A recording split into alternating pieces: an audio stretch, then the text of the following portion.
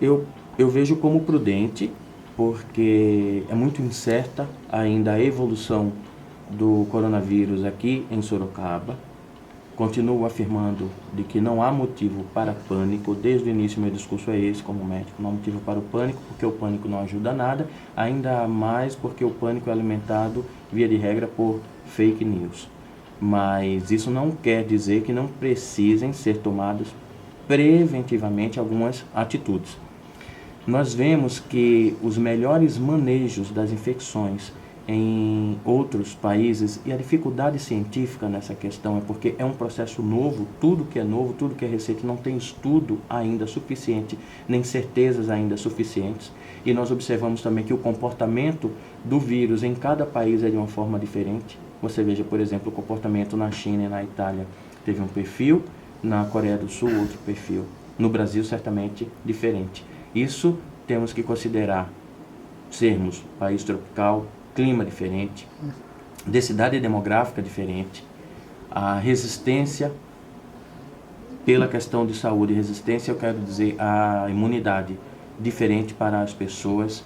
Temos que levar em consideração hábitos, isso daí é muito importante a se considerar, por exemplo, hábitos alimentares que se tem na China, hábitos alimentares que se tem no Brasil.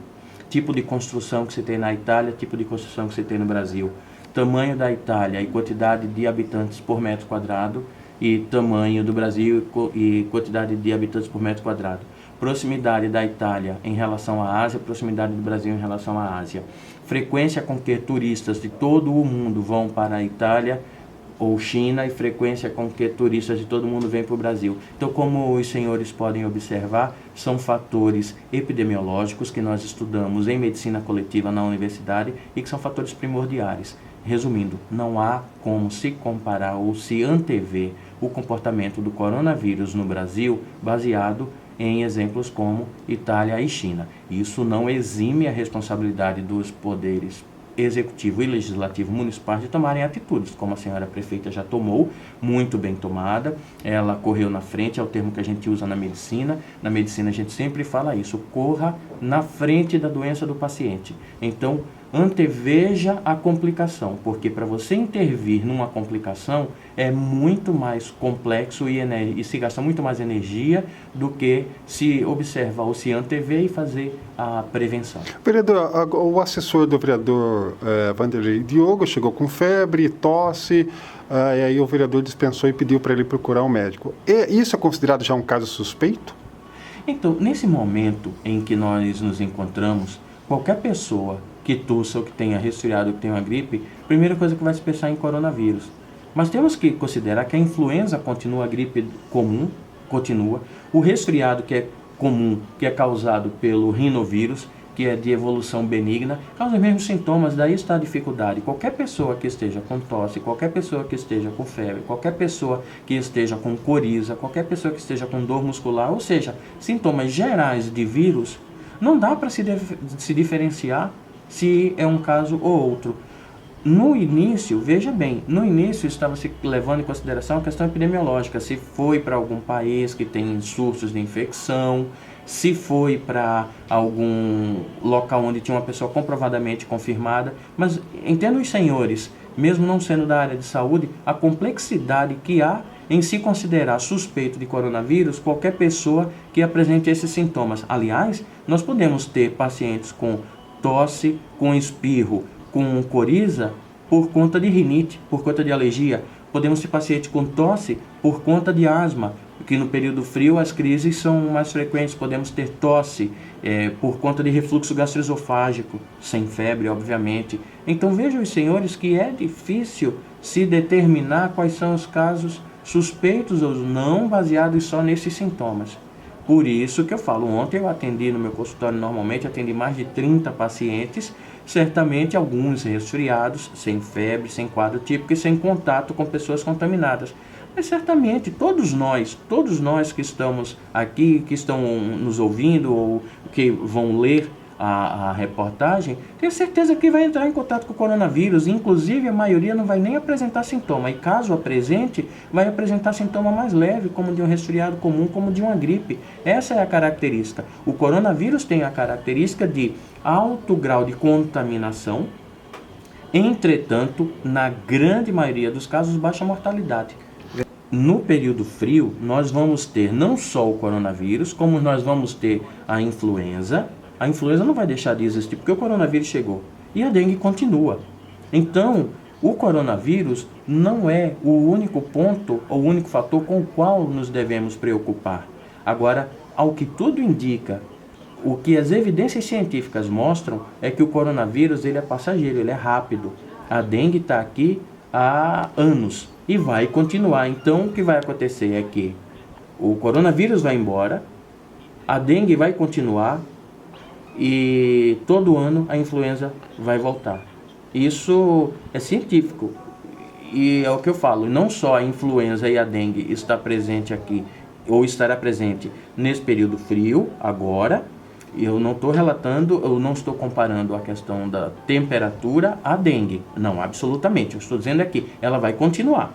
Os casos que nós temos aqui, eles vão continuar.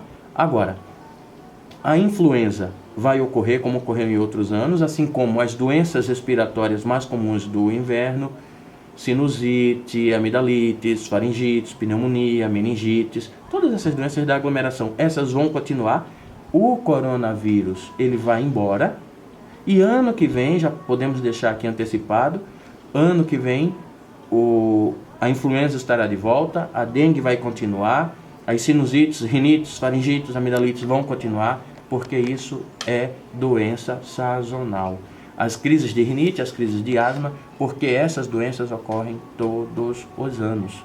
A questão nova é o corona, que, como falei, ele tem uma grande capacidade de multiplicação, mas felizmente o óbito por corona ainda é a minoria, com raras exceções. É aquilo que eu falei, cada país tem uma característica. E eu chamo a atenção, você muito bem colocou, a questão climática. Mas se nós observarmos de uma forma empírica, as vestimentas das pessoas que estão na Itália e as vestimentas que nós temos aqui durante o frio, há de se concluir que o frio lá é muito maior do que aqui.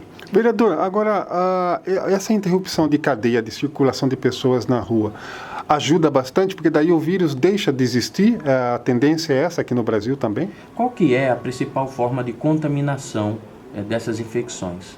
Saliva, ou quando você põe a mão na boca e suja a sua mão, e essa saliva entrando na conjuntiva dos olhos, ou através do nariz, ou da boca, ou na sua mão, o vírus na sua mão, você levando a sua boca, a sua conjuntiva ou ao seu nariz. A pessoa que mexe no nariz com o dedo, a pessoa que põe a mão na boca, a pessoa que coça os olhos.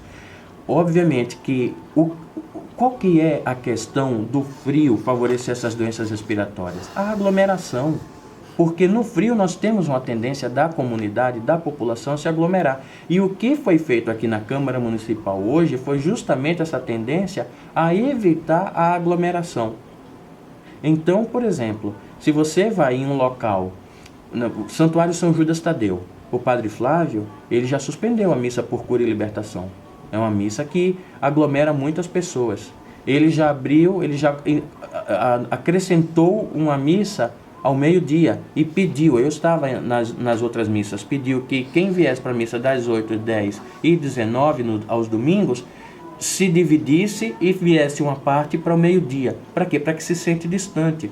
Nós estamos aqui conversando a uma distância, tem um risco X. A minha distância para o meu jornalista, que está o dobro de distância, se nós aqui somos 2x, lá a distância é 1x o risco de contaminação. Então, quanto mais distante estivermos das pessoas, quanto menos aglomeração, menor o risco. Daí as medidas que foram tomadas aqui na Câmara Municipal.